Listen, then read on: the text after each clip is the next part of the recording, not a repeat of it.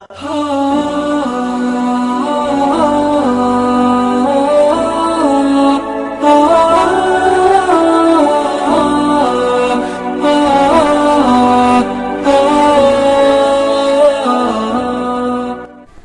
علیکم ناظرین، میں ہوں سید عابد محی الدین اور آپ دیکھ رہے ہیں گلبرگہ آن لائن۔ آپ سب کا ویلکم کرتا ہوں گلبرگہ آن لائن میں۔ جیسے کہ آج جمعہ کا دن ہے، ہم نے جو ہے نا ہر ویکلی ہمارا ایک پروگرام ہوتا ہے جمعہ کے دن جس کا نام ہے دینی و شرعی مسئلے مسائل۔ تو آج اس کا تیسرا ایپیسوڈ ہے۔ تیسرا ایپیسوڈ ہم شروع کرنے جا رہے ہیں۔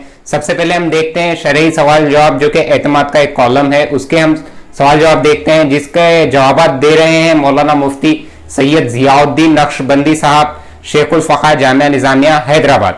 تو سب سے پہلے ہم دیکھتے ہیں ان سے کیا سوال پوچھا جا رہا ہے۔ سوال کا عنوان کچھ اس طرح ہے، راست نشر ہونے والی تراویح میں سجدہ تلاوت کا حکم۔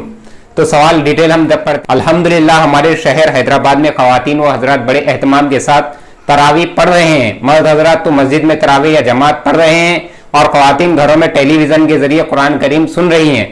ہم چند خواتین مکہ مکرمہ سے راست نشر ہونے والی تراویح دیکھ رہی تھی۔ امام صاحب نے آیت سجدہ تلاوت کی، جو لوگ وہاں امام کی اقتداء میں تھے سجدہ تلاوت کرنے لگے۔ سوال یہ ہے کہ کیا ہم تمام خواتین پر بھی جو براہ راست قرآن پاک مجید سن رہی تھی سجدہ تلاوت واجب ہے؟ برائے مہربانی تشفیع بخش جواب عنایت فرمائیں، بہت مشکور رہوں گی۔ یہ ایک ہماری اسلامی بہن کا سوال ہے۔ تو اس سوال کے تعلق سے مولانا کا جواب کچھ اس طرح ہے۔ ٹی وی چینلز پر حرمین شریفین یا کسی اور مقام سے راست نشر کی جانے والی نماز تراویح یا کوئی اور نماز میں امام صاحب آیت سجدہ تلاوت کریں تو سننے والوں پر بھی سجدہ تلاوت واجب ہو جاتا ہے۔ اس کے برخلاف اگر کسی شخص نے ریکارڈ کی ہوئی آواز لاؤڈ اسپیکر کے ذریعے یا ٹیلی ویژن کے ذریعے سن لی تو اس کی وجہ سے سجدہ کرنا لازم نہیں ہے۔ جیسا کہ آپ نے سوال میں ذکر کیا کہ خواتین راست تلاوت قرآن سن رہی تھی، تو راست آیت سجدہ سننے والی خواتین پر سجدہ تلاوت واجب ہے۔ فتوی عالمگیری جلد نمبر 5 صفحہ نمبر 133۔ دوستو اب ہم بڑھتے ہیں منصف میں ایک کالم آتا ہے مینارہ نور، جو سپلیمنٹ ہے، جمعہ کے دن سپلیمنٹ آتا ہے مینارہ نور، اس میں ایک کالم آتا ہے آر کے شرعی مسائل، جس میں جو ہے نا مسائل کے جواب دیتے ہیں مولانا خالد سیف اللہ رحمانی۔ چلیے اب ہم ان کے سوالات کی طرف بڑھتے ہیں، جس میں سب سے پہلے سوال ہے غسل کریں یا سحری کھائیں؟ سوال کچھ اس طرح ہے، اگر کسی شخص کو رات میں احتلام ہو گیا اور فجر کا وقت بھی قریب ہے، اگر غسل کریں تو سحر نہیں کر سکتے، ایسی صورت میں کیا کرنا چاہیے؟ یہ ہمارے ایک اسلامی بھائی کا سوال ہے، جس کا جواب جو ہے نا مولانا کچھ اس طرح دے رہے ہیں۔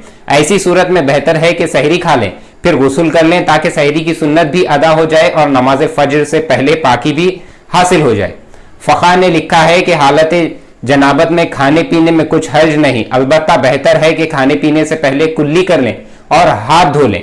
چلیے دوستو بڑھتے ہیں دوسرے سوال کی طرف، جو کہ ہمارے ایک اسلامی بہن نے پوچھا ہے۔ سوال کچھ اس طرح ہے، رمضان المبارک کے پہلے اور دوسرے دہے میں روزہ چھوٹ بھی جائے تو انشاءاللہ بعد میں قضا کر لی جائے گی، لیکن آخری عشرے میں روزے کے ساتھ مقدس راتیں چھوٹنے کا اندیشہ ہوتا ہے، تو کیا اس سے بچنے کے لیے خواتین اس آخری عشرے میں ممسک حیض دوائیں استعمال کر سکتی ہیں؟ اور دوا کے استعمال کی وجہ سے خون نہ آئے تو کیا اس کا روزہ درست ہو جائے گا؟ جواب میں مولانا کچھ اس طرح بیان کرتے ہیں، پوائنٹ وائز میں مولانا بتا رہے ہیں۔ سب سے پہلا ہے، جب شریعت نے حالت حیض میں روزہ توڑنے کا حکم دیا ہے اور ظاہر ہے کہ یہ بات شارع کے علم میں تھی کہ بہت سی خواتین کو آخری عشرے میں بھی حیض کی نوبت آ سکتی ہے، تو بہتر یہی ہے کہ ممسک حیض ادویہ استعمال نہ کی جائیں جو صحت کے لیے مضر ہیں، کہ شریعت کی رخصتوں سے گریز اور اس کے لیے تکلف اور اختیار کرنا دین میں ایک طرح کا قلوع ہے، اور دین میں قلوع کو منع فرمایا ہے۔ جہاں آخر عشرے کی طاق راتوں کے اعمال کی بات ہے تو ان راتوں کے افعال میں سے دعا اور ذکر بھی ہے، اور دعا و ذکر حالت حیض میں بھی کیا جا سکتا ہے۔ نیز نیت کی بنیاد پر ممکن ہے کہ اللہ تعالیٰ انہیں نماز اور تلاوت کا اجر بھی عطا فرما دے۔ اور دوسرا پوائنٹ انہوں نے رکھا ہے کہ تاہم اگر کسی عورت نے ایسی دوا استعمال کر لی، خون نہیں آیا اور روزہ رکھ لیا تو روزہ ادا ہو جائے گا۔ اگلے سوال کا عنوان کچھ اس طرح ہے، صدقے میں زیادتی سے مراد۔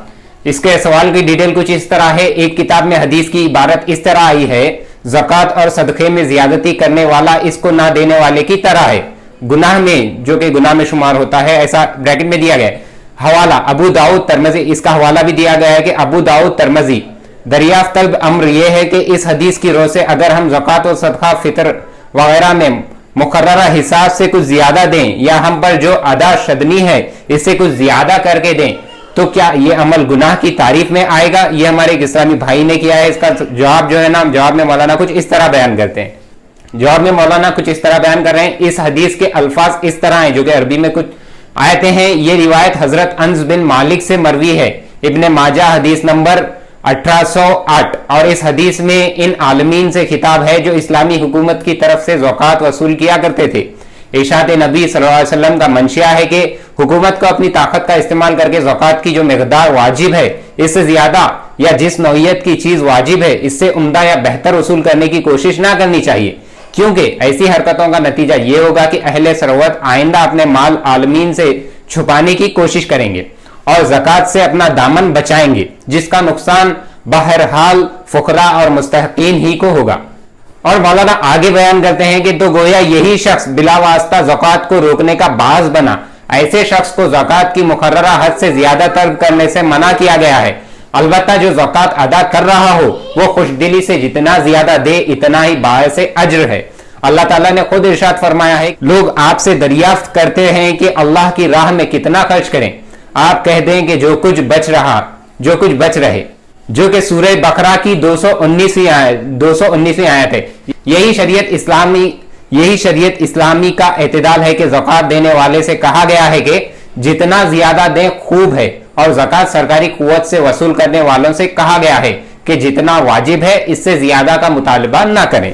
दोस्तों अगला सवाल हम लेते हैं जिसका टॉपिक है, उन्वान है रोजा रखाई। ये बहुत ही अच्छा उन्वान है। आजकल भी जो है ना देखने में आता है कि रोजा रखाई के बारे में बहुत सारे मसाइल वगैरह हैं, तो उसको ये क्लियर कर रहा है। आजकल लोग रोजा रखाई, सवाल कुछ इस तरह है, आजकल रोजा रखाई बड़ी धूमधाम से करते हैं, क्या ये अमल दुरुस्त है? ये एक हमारे इस्लामी भाई ने सवाल किया है जिसका जवाब मौलाना कुछ इस तरह देते हैं। रोजा रखाई के लिए कोई तकरीब मुनक्कद करना हदीस से साबित नहीं, और ना ऐसी चीजों में इसराफ वो फजूल खर्ची जायज है। अलबत्ता अगर किसी बच्चे ने पहली बार रोजा रखा हो, इसकी हौसला अफजाई और इसके इस अमल पर खुशी के इजहार के लिए किसी दोस्त व अहबाब को इफ्तार पर मदु कर लिया जाए तो इसकी गुंजाइश है, क्योंकि लोग इसे दीनी काम समझकर आमतौर पर नहीं करते, बल्कि इसका मकसद महज मसरत का इजहार है। ताहम जरूरी है कि फजूल खर्ची से बचते हुए तकरीब की शक्ल दिए बगैर दावत का एहतमाम किया जाए। आजकल तो लोग अखबार में इसका इश्तिहार भी देते हैं और तस्वीरें भी शाये कराई जाती हैं। ये इबादत की तशहीर है जो इबादत की रूह के खिलाफ है, और तस्वीर शाये करना तो नेकी के एक काम को गुनाह की गंदगी से आलूदा करना है। अल्लाह ताला हम सबों को इस ऐसी खिलाफ शरई बातों से बचने की तौफीक अता फरमाए। चलिए हम बढ़ते हैं अगले सवाल की तरफ जो कुछ इस तरह से है, वजू के बाद आईना देखना और तौलिया इस्तेमाल करना। सवाल कुछ इस तरह है, बाज हजरात कहते हैं कि वजू करने के बाद आईना देखना या तवाल से बदन पोंछने से वजू टूट जाता है, क्या ये दुरुस्त है? जिसका जवाब जो है ना मौलाना कुछ इस तरह बयान करते हैं, जब तक जिस्म से कोई नापाक चीज खारिज ना हो या बालिग आदमी नमाज की हालत में खैखा लगाकर ना हंसे, वजू नहीं टूटता। वजू करने के बाद आईना देखने में कोई कबाहत नहीं और तवाल से बदन पोंछने में भी कोई हर्ज नहीं। रसूलुल्लाह सल्लल्लाहु अलैहि वसल्लम का भी एक तवाल था जिसे आप सल्लल्लाहु अलैहि वसल्लम गुस्ल और वजू के बाद इस्तेमाल फरमाया करते थे, जो कि एक हदीस भी बताई गई है जिसका हवाला यह है कि अल जामा लतर मजी हदीस नंबर 53। अलबत्ता बाज दफा ऐसा भी हुआ है कि आप सल्लल्लाहु अलैहि वसल्लम को वजू के बाद तवाल पेश की गई और आप सल्लल्लाहु अलैहि वसल्लम ने कबूल नहीं फरमाया। इसकी भी एक हदीस है अल जामा अल तरमजी हदीस नंबर 54। इससे मालूम हुआ कि दोनों तरीके दुरुस्त हैं, कभी तवाल इस्तेमाल कर लिया जाए और कभी ना किया जाए। चलिए बढ़ते हैं अगले सवाल की तरफ। ये सवाल जो है ना बहुत सारे हमारे मुस्लिम भाइयों में एक डाउट है। सवाल कुछ इस तरह है, रमजान मुबारक में फजर की नमाज मामूल से पहले पढ़ना। इसकी डिटेल कुछ इस तरह है, अगर रमजान के महीने में फजर की नमाज मुकर्ररा औकात से पहले पढ़ ली जाए और सहरी और नमाज में ज्यादा वक्फा ना रखा जाए, क्योंकि बाज लोग सहरी के बाद आराम की गर्ज से लेट जाते हैं तो जमात के छूट जाने का खदशा रहता है। क्या ऐसा किया जा सकता है? ये जो है ना हमारे एक ईमान वाले भाई ये सवाल पूछ रहे हैं जिसका जवाब मौलाना कुछ इस तरह बयान करते हैं। सुबह सादिक होने के बाद फजर का वक्त शुरू हो जाता है। अगर रमजान मुबारक में अव्वल वक्त में नमाज अदा कर ली जाए ताकि लोगों को सहूलत हो और ज्यादा से ज्यादा लोग जमात में शरीक हों तो इसमें कोई हर्ज नहीं, क्योंकि ये वाकया है कि फजर की जमात देर से रखी जाए तो बहुत से लोग सहरी खाकर सो जाते हैं और नमाज के लिए उठ नहीं पाते। अहनाफ के यहाँ जो फजर में ताखीर अफजल है वो इसीलिए कि इसमें ज्यादा लोगों की जमात में शरीक होने की उम्मीद होती है। अब अगर ये मकसद अव्वल वक्त में नमाज पढ़ने से हासिल होता हो तो इसी वक्त में नमाज अदा करना बेहतर होगा। इसके बारे में एक आयत भी दी गई है कि जो कि मराकी अल फलाह सफ़ा नंबर 121 में है। अगला सवाल तरावी के ताल्लुक से आया है, जिसका उन्वान कुछ इस तरह है, पहले तरावी की छूटी हुई रकातें अदा करें या वितर बजमात पढ़ें। सवाल कुछ इस तरह है, अगर किसी की तरावी की चंद रकातें छूट जाएं तो इसे पहले ये रकातें अदा करनी चाहिए या वितर की जमात में शामिल हो जाना चाहिए। मौलाना इसके जवाब में कुछ इस तरह बयान करते हैं, ऐसी सूरत में बेहतर है कि पहले वितर बजमात के साथ पढ़ ली जाए, फिर तरावी की छूटी हुई रकातें अदा कर लें। अगला सवाल कुछ इस तरह है, क्या आप सल्लल्लाहु अलैहि वसल्लम ने तरावी का हुक्म दिया है? सवाल यह है कि क्या हुजूर सल्लल्लाहु अलैहि वसल्लम ने तरावी का हुक्म दिया है? ये एक हमारे इस्लामी भाई ने पूछा है, जिसका जवाब मौलाना कुछ इस तरह से बयान करते हैं। हजरत अबू हुरैरा रज़ियल्लाहु अन्हु से मरवी है कि रसूलुल्लाह सल्लल्लाहु अलैहि वसल्लम ने इरशाद फरमाया, जो कि हदीस का हवाला है, हदीस है तिरमिज़ी हदीस नंबर 683, जिसने रमजान के रोजे रखा और क़याम रमजान किया इखलास के साथ, इसके पिछले गुनाह माफ कर दिए जाएंगे। यहाँ क़याम रमजान से रमजान की मखसूस नमाज यानी तरावी मुराद है। इससे तरावी की ताकीद मालूम होती है, क्योंकि आप सल्लल्लाहु अलैहि वसल्लम ने क़याम रमजान यानी तरावी को सयाम रमजान यानी रोजे के हम दर्जे की हैसियत से जिक्र फरमाया है, जबकि रोजे फर्ज हैं। इससे मालूम हुआ कि तरावी गो सुन्नत है, लेकिन शरीयत में यह बहुत ही मौक़िद और महतमिम बशान अमल है।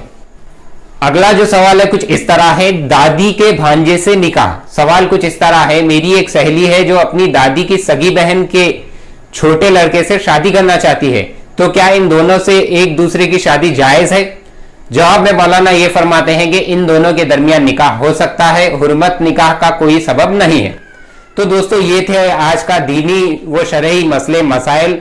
आज जो है ना हमने एतमाद से एक कॉलम लिया है और मुंसिफ के कॉलम के जो है ना सवाल जवाब को देखा है। अगर आप भी जो है ना अपने सवालात अपने डाउट कुछ पूछना चाहते हैं तो एतमाद और मुंसिफ के एड्रेस पर या उनकी ईमेल आईडी पर आप अपने सवालात जो है ना उनको ईमेल कर सकते हैं। तो आज के जो है ना दीनी व शरई मसले मसाइल में बस इतना ही। फिर अगली जुमा को हम फिर से मिलेंगे कुछ नए सवालात के साथ। तब तक के लिए देखते रहिए गुलबर्गा ऑनलाइन, और गुलबर्गा ऑनलाइन को फेसबुक पर लाइक करिए, फॉलो कीजिए, और यूट्यूब पर हमारे ऑफिशियल चैनल गुलबर्गा ऑनलाइन को सब्सक्राइब करिए और बेल आइकॉन पर क्लिक करना ना भूलें, ताकि जब भी हम लाइव आए या फिर कोई भी वीडियो अपलोड करें तो आप तक उसकी नोटिफिकेशन पहुंच जाए।